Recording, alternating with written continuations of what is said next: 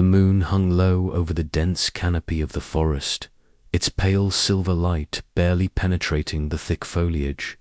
Beneath the rustling leaves and the occasional hoot of an owl, a small group gathered in the shadowed clearing, their faces intermittently illuminated by the flickering flames of a hastily built fire. Gaius Valerius sat rigidly among them, his youthful figure tense, eyes sharp and restless. Across from him, the barbarian chieftains exchanged cautious glances, their scarred faces hardened by years of conflict and survival. The air was thick with the scent of pine and damp earth, mingling with the faint bitterness of smoke. "We offer you strength," one of the chieftains said in halting Latin, his voice rough and deliberate. "Together we can shift the tide. The old Rome weakens. Your family, your legacy, preserve it by embracing the new order."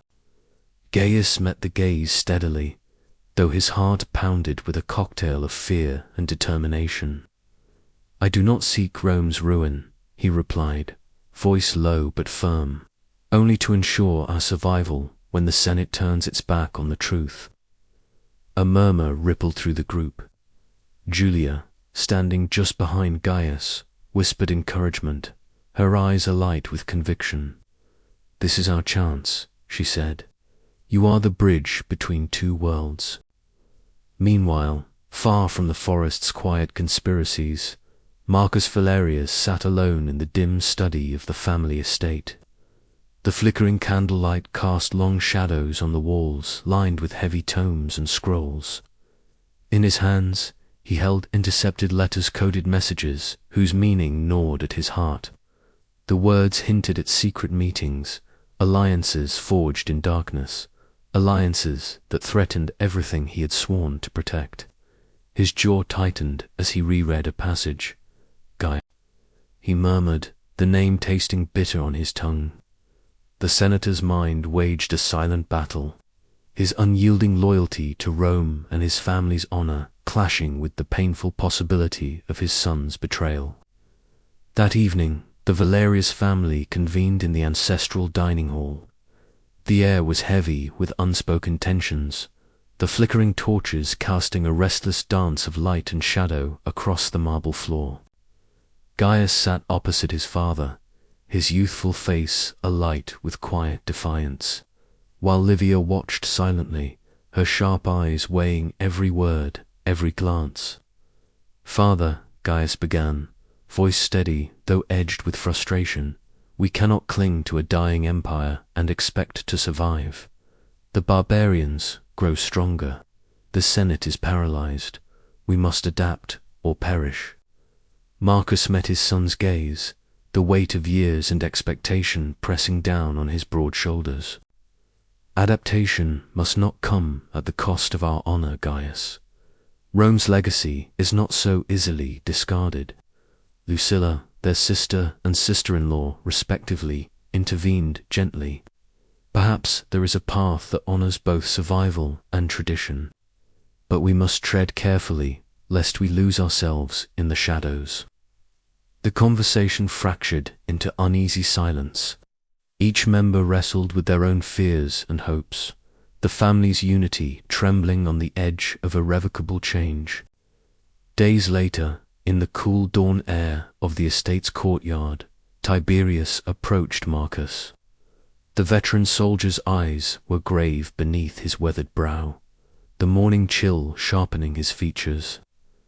"Senator Tiberius," began, "the barbarians grow restless, emboldened by unknown alliances. I fear Gaius's actions may hasten the storm we seek to avoid." Marcus exhaled slowly, the weight of leadership settling heavily upon him. "And yet, we face a choice: guard our fading traditions or embrace uncertain alliances. I fear the fracture has already begun." The city beyond the estate's walls stirred awake, its streets echoing with the distant clangor of arms and the whispered promises of change. Marcus's thoughts swirled, torn between the steadfast past and the uncertain future his son was forging in the shadows. The chapter closes as Marcus stands at a balcony overlooking the cityscape, the first light of dawn casting a somber glow. His resolve steels even as doubt gnaws, the question lingering: how far can loyalty bend before it breaks? The dense forest, the flicker of firelight on worn faces, and the clash of ideals between father and son weave a tapestry of tension and hope. Marcus's internal struggle mirrors the empire's decline, and Gaius's bold gambit threatens to redefine their legacy. The fractured loyalty at the heart of the Valerius family sets the stage for decisions that will shape not only their fate but that of Rome itself. The flickering candlelight cast long shadows across the marble floor of the Valerius atrium, where Livia Valeria sat surrounded by a small circle of trusted allies. The air was thick with the scent of oil lamps and the faint musk of old stone. Her sharp dark eyes, usually so composed and austere, glimmered with a fierce, calculating light as she spoke in hushed tones. "We cannot afford to wait for fate to decide Marcus's future," she said quietly, fingers resting lightly on a folded scroll that contained lists of senators and their known allegiances. "Cassius grows bolder each day, but there are fractures in his coalition. We will exploit them." Her voice was steady, though beneath it lay the unmistakable undercurrent of ruthlessness. Around her, the noble women and senators' wives nodded in agreement, their faces taut with anxiety and resolve. The Valerius family's survival depended on these subtle, often unseen maneuvers, the delicate art of persuasion and intimidation practiced behind closed doors. Livia had long understood that the Senate was not a place for open confrontation, but a theatre of shadows where whispers held more power than swords. Across the city, Marcus Valerius paced the length of his study in the family villa, the weight of his silvering hair and the sharp lines of his face etched by exhaustion. Though he had returned to Rome with hope and determination, the city's decay pressed on him like a physical burden. He had witnessed the Senate's growing factionalism firsthand, and the ruthless ambition of Cassius Drusus was a threat unlike any before. Yet tonight, as Livia's message arrived, a brief note assuring him that her interventions had delayed Cassius's immediate plans, a flicker of reluctant hope stirred in his chest. Seated nearby was Lucilla, his younger sister, her delicate features drawn with concern.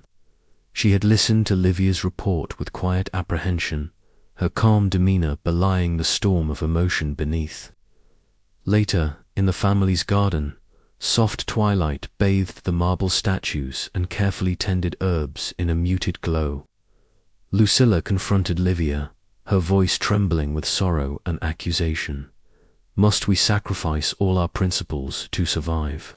she asked, eyes glistening with unshed tears. "Where is the honor in alliances forged through deceit and manipulation?"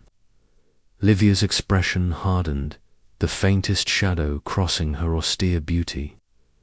"Honor is a luxury Rome can no longer afford," she replied gently but firmly. "If we do not adapt, we perish. I do this for Marcus, for our family." The rift between them was palpable, a fracture that mirrored the very empire they sought to save. The garden, once a place of solace, now seemed a battleground of ideals and survival. Meanwhile, in the Senate chambers, the grand hall echoed with whispers and furtive glances. Senators gathered in small clusters, their voices low, the air thick with suspicion and ambition. From the shadows, Cassius Drusus observed with cold eyes that bore the scars of his brutal past. A cruel smile curved his lips as he sensed the fragile balance was tipping, that the Valerius family's newfound shield was but a temporary reprieve. The game was far from over. Yet beneath the political machinations, the Valerius household grappled with its own internal conflicts. Marcus found himself caught between the steadfast loyalty to Rome's tradition and the pragmatic ruthlessness his wife embodied. Lucilla's moral anguish echoed the dying virtues of old Rome, while Livia's strategic manipulations represented the harsh necessities of a crumbling world. The price of pragmatism was exacting, and each choice carved deeper into the family's soul. As night deepened over Rome, the flickering candlelight in the Valerius villa seemed to burn a little lower, shadows lengthening across the walls like the empire's own decay. The family's survival depended on delicate balances between hope and fear, loyalty and betrayal, honor and survival. And as the city held its breath, the question remained: how far would they go before their legacy was lost in the ashes of empire? The chapter closes as Livia returns to her chamber, her expression unreadable, the weight of her decisions pressing heavily upon her. Outside, the distant sounds of Rome's restless night, the murmur of voices, the clang of armor, the faint howl of wind through broken streets, underscore the tense uncertainty that holds the city in its grip. The fragile peace, won through pragmatism, is but a pause before the storm, and all await the next move in this deadly game. The flickering light of the oil lamps cast long shadows across the walls of the Valerius family shrine. The once vibrant frescoes, now dulled by age and neglect, their colors faded to ghostly whispers of the past. Lucilla stood before them, her fingers trembling as they traced the outlines of Jupiter's regal figure. His gaze, once commanding, now lost 2 times in different hand. The scent of extinguished incense hung heavy in the air, mingling with the damp chill of the marble floor beneath her sandal-clad feet. Her breath caught in her throat as she knelt before the altar, lips moving in silent supplication. "Divine ancestors," she whispered, "where have you gone? Have you abandoned us in this hour of darkness?" The silence answered her with icy finality. No rustle of robes, no flicker of light, no divine voice to comfort or chastise. Only the cold stone and the fading echoes of an empire's prayers. Lucilla's heart ached with a loneliness deeper than the physical solitude of the shrine. Rome, once the favored daughter of the gods, now seemed forsaken. The omens, the portent omens, read by priests whose voices wavered with uncertainty, spoke of wrath and withdrawal, of gods turning their faces away as the empire crumbled beneath its own weight. Outside, the city's restless noises crept faintly through the villa's thick walls. The distant clang of iron on stone, the murmur of voices rising in suspicion and fear, the occasional sharp cry of a sentinel warning against unknown threats. The world beyond was unraveling, and in the quiet sanctuary of her faith, Lucilla felt it most keenly. Later, in the villa's courtyard, Marcus Valerius and Livia Valeria met beneath a sky thick with heavy clouds that threatened rain but withheld it, as though even the heavens hesitated to weep for Rome. Marcus's tall frame was silhouetted against the pale stone, his silvering hair catching the dim light as he spoke with measured calm.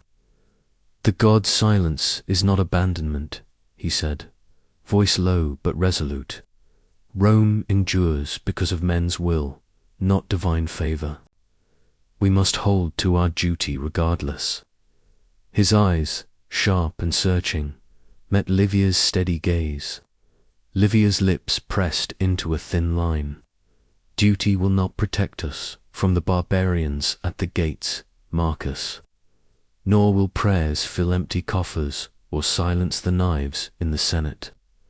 The gods may be silent because they see the truth we refuse to face. Survival demands pragmatism, not piety." Their words hung between them, a fragile bridge over widening chasms of belief and despair. Marcus's stoicism clashed with Livia's cynicism, a reflection of the larger turmoil tearing at Rome's very soul. That evening, as twilight bled into night, Lucilla found herself drawn to the ruins of an ancient temple beyond the city's edge. The crumbling columns, worn by centuries of wind and neglect, stood like silent sentinels in the fading light. The air was cool and still, carrying the faint scent of wild herbs and earth. She knelt among the broken stones, hands folded, eyes closed. "Show me a sign," she begged the emptiness, voice trembling with a mixture of hope and despair. The wind stirred, whispering through the ruins, but brought no answer. The gods remained distant, their presence a fading memory etched in stone and shadow. Returning home, Lucilla joined the family for dinner, the heavy air thick with unspoken fears. She offered a prayer for guidance and Mercy a plea for strength to face the coming storms. Livia's eyes narrowed, skepticism gleaming beneath her composed exterior. Marcus said nothing, his silence a fortress against the tide of uncertainty. The clash of faith and pragmatism played out subtly in glances and half-spoken words. Lucilla's earnestness met Livia's guarded dismissal, and Marcus balanced between them, torn between loyalty to tradition and the harsh realities they faced. As the meal ended, Lucilla's voice broke the uneasy quiet. "If the gods have truly turned away, what hope remains for us?" Livia's reply was soft but firm. "Hope is not found in ancient rites or faded frescoes. It is forged in the choices we make now." Marcus raised his glass, eyes steady in the flickering lamplight. "Then let us choose wisely, for Rome's fate and ours rests in our hands." Outside, the night deepened, and the city's shadows stretched long and uncertain. The echoes of the gods had grown faint, but the struggle for the empire's soul was far from over. In the silence that followed, each member of the Valerius family wrestled with their own fears, hopes, and loyalties, caught between a fading past and an uncertain future. The night whispered promises of change, and with it the fragile hope that even in decay, resilience might yet endure. The Senate chamber was thick with a charged silence, the kind that precedes a storm. Flickering torchlight cast long shadows on the marble pillars, lending the vast hall a spectral quality. Senators gathered, their faces a mixture of suspicion, fear, and hidden calculation. Cassius Drusus stood at the center, his scarred visage illuminated with a cold, ruthless light. His voice, low but commanding, cut through the murmurs like a drawn blade. "Fellow senators," Cassius began, "the time has come to cleanse the Senate of those who would see Rome fall by clinging to outdated ideals. The empire demands strength and new blood. Tradition cannot be a chain that binds us to decay." A murmur of assent rose from a contingent of younger senators and those aligned with Cassius's vision. Yet from the opposite side of the chamber, a ripple of unease spread. Marcus Valerius stood among the traditionalists, his tall frame rigid, silvering dark hair catching the torchlight. His sharp eyes scanned the room, noting the shifting allegiances. The names Cassius read aloud were a death knell for many. Senators whose loyalty to Rome's old ways marked them for political exile or worse. Marcus's voice, when he spoke, was steady but carried the weight of desperation. Rome is not a mere tool for power, nor a stage for ambition unchecked. It is a civilization built on honor, duty, and the wisdom of our ancestors. To cast aside these pillars is to invite ruin. I urge you all to consider the cost of this recklessness. His words were met with silence, then a few scattered nods, but the momentum Cassius had built was formidable. The purge was swift and merciless. Trusted allies of Marcus were arrested under charges of treason and conspiracy, their fates sealed before the Senate's eyes. Marcus himself narrowly escaped capture, aided by a network of loyalists and the discreet intervention of his wife. Livia, ever the strategist, moved through the corridors with quiet purpose. Her sharp dark eyes missed nothing, and her austere beauty belied a fierce resolve. When a messenger approached with news of the arrests, she intercepted him with a calm yet commanding tone. "Ensure the family is warned. No word of this must reach the barbarians or our enemies outside these walls." The weight of the purge pressed heavily on the Valerius household. Lucilla, Marcus's delicate and gentle-featured sister, found no solace in their ancestral home. Instead, she sought refuge in the ruins of a forgotten temple, her palms pressed against cold stone as she whispered prayers for mercy. Tears brimmed in her eyes as the spiritual decay mirrored the political collapse she witnessed. Inside the Senate, Cassius's grip tightened. His loyal senators moved with newfound boldness, reshaping alliances and silencing dissent. The chamber that once echoed with reason and debate now buzzed with fear and opportunism. Marcus, forced into the shadows, contemplated his next moves. His rigid adherence to tradition had brought him to the brink of ruin, yet his resolve to preserve Rome's legacy remained unbroken. The purge was not merely a political maneuver. It was a declaration that the old Rome was dying, and a new, harsher order was rising from its ashes. Marcus's survival was uncertain, his allies few, and the path ahead fraught with peril. Yet, in the depths of betrayal and loss, a reluctant hope flickered, a hope that resilience and honor might yet endure amid the empire's turmoil. As the torches dimmed and the chamber emptied, the echoes of the purge lingered like a ghost. The Senate was no longer a place of unity, but a battlefield where power was won through ruthlessness. Marcus's journey had taken a perilous turn. The question was no longer whether he could save Rome, but whether Rome could survive him.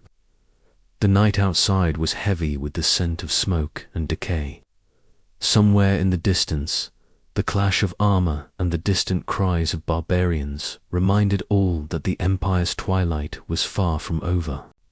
Marcus Valerius, once a proud guardian of Rome's traditions, now faced the harsh reality that survival might demand sacrifice beyond his imagining. And yet, as dawn approached, casting a pale light over the broken city, a fragile resolve hardened within him. The Senate in turmoil was but a symptom of a greater crisis. The Valerius family, fractured and threatened, must navigate this tempest or be swept away forever. The ashes of empire lay scattered, but from them, perhaps, a new dawn could rise. The Valerius household was a battleground of ideals and desperation as evening fell over Rome's weary skyline. The marble pillars of their ancestral home, once symbols of unyielding strength, now seemed to bear the weight of a world in decline, their surfaces cracked and dulled by time and neglect. In the great atrium, where the family had long gathered to discuss matters of state and kin, voices rose in heated discord. Marcus Valerius, tall and dignified despite the weariness etched into his sharp eyes and silvering hair, stood facing his son, Gaius. The younger man's youthful energy was a stark contrast to his father's measured solemnity. His gaze burned with restless intensity, his athletic frame taut with the urgency of his convictions. "Father," Gaius began, voice firm yet edged with frustration, "we cannot cling to the past while Rome burns around us. The old ways have failed. If we do not act boldly, our family and all we have stood for will be lost to the ashes." Marcus's reply was calm but resolute. "And what would you have us do, son? Betray the very principles that built this empire? Surrender to chaos and treachery?" There is honor in endurance as well as in action. The tension between them was a mirror of the empire's own fractures between tradition and change, loyalty and survival. Nearby, Livia Valeria observed the exchange with a composed but guarded expression. Her sharp dark eyes, framed by an austere beauty, betrayed the storm of thoughts beneath her calm exterior. She had long understood that survival in Rome's treacherous political climate demanded more than idealism, required cunning and pragmatism. Later that evening, Livia withdrew to the family's secluded garden, a rare sanctuary where the fading light of dusk softened the harshness of the world. The air was heavy with the scent of wilting roses and damp earth, mingling with the distant clang of metal and muted voices from the city beyond the garden walls. She sat quietly, her gaze fixed on the horizon where the sun dipped behind the crumbling skyline of Rome. In her mind, she rehearsed the delicate maneuvers needed to navigate the shifting allegiances within the Senate and among the rising barbarian powers. Every decision was a gamble, every alliance fraught with peril. Yet, beneath her calm exterior lay a fierce determination to shield her family from the encroaching storm, even if it meant embracing the very ruthlessness she once despised. Within the family library, a sanctuary lined with scrolls and faded frescoes, Lucilla Valeria's gentle voice broke the heavy silence. The younger sister of Marcus, delicate in frame and demeanor, clasped her hands tightly as she spoke, her eyes glistening with unshed tears. "Marcus," she implored softly, "we cannot lose ourselves to bitterness and revenge. The gods have not abandoned us entirely. There is still a path of mercy and honor, even now. Our family's dignity depends on it." Marcus met her gaze, the conflict within him palpable.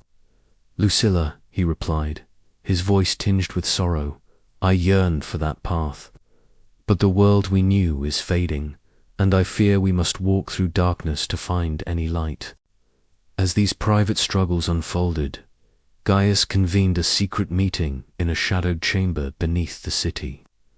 The flicker of candlelight cast long, uncertain shadows over the faces of trusted allies gathered around a heavy wooden table. Gaius's voice was low but fervent as he outlined a bold plan to secure their family's future through alliances with the very forces Rome had long scorned. "Our enemies grow stronger," he warned, "and the old guard weakens. We must embrace change, form new bonds beyond the Senate's walls, or be swept aside by fate." The room was thick with tension, the air heavy with the scent of beeswax and the faint smoke of incense. Each man and woman weighed the risks, the promise of survival against the peril of betrayal. Back in the Valerius household, the fractures within the family deepened. Livia's attempts to mediate between Marcus's hope for reconciliation and Gaius's radicalism were fraught with difficulty.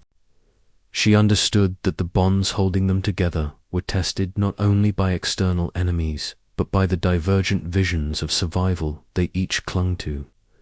In the quiet moments before dawn, Marcus stood alone on the balcony overlooking the city. The cold night air whispered of an empire's twilight, and the distant sounds of restless streets echoed the turmoil in his heart. He pondered the cost of loyalty and the price of adaptation, aware that the choices made in the coming days would define not only his family's fate, but the legacy of Rome itself. The chapter closes on the uneasy silence of a city and a family on the brink, the fragile hope of survival shadowed by the ever-present spectre of loss and betrayal. The question lingers in the air. Can the Valerius family reconcile their fractured bonds before the ashes of their world are finally scattered to the winds?